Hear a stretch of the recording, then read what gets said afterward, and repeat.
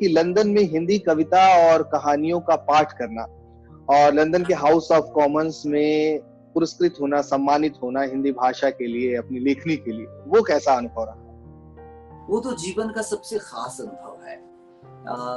मेरी पहली विदेश यात्रा भी है वो।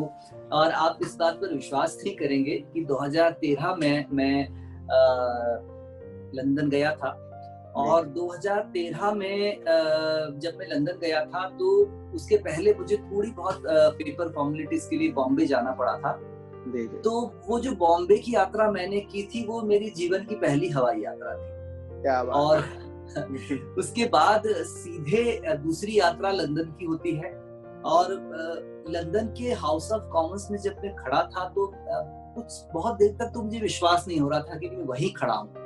जब मैं जिस सभा कक्ष में मेरा सम्मान हो रहा था उसमें बड़ी बड़ी खिड़कियां थी और खिड़कियों से ठीक नीचे टेम्स नदी बह रही थी। अरे वाह! तो मैं बहुत देर तक तो वहां खड़ा होकर अपने आप को विश्वास दिलाता रहा कि हाँ, मैं यहीं खड़ा हूँ और मैं लंदन में ही हूँ। जी, जी। वो बहुत जब जब जो लोग कहते हैं, मैं उन लोगों को जरूर बताना चाहूंगा जो लोग ये कहते हैं कि हिंदी भाषा खत्म हो रही है, लेखक होकर क्या मिलेगा, कवि होकर क्या मिलेगा। तो मैं उन लोगों को बताना चाहता हूँ कि मैंने जितनी विदेश यात्राएं, लंदन गया, फिर कनाडा गया, फिर अमेरिका गया, वो सारी यात्राएं मैंने हिंदी के लेखक के रूप में की और वो सारी यात्राएं मुझे हिंदी लेखन ने करवाई है।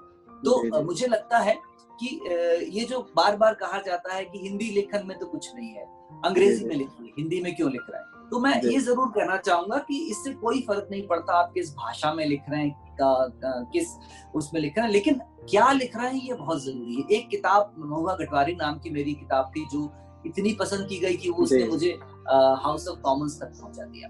तो वो एक अलग तरह का अनुभव था जिसको शायद जीवन भर याद रखा जाएगा।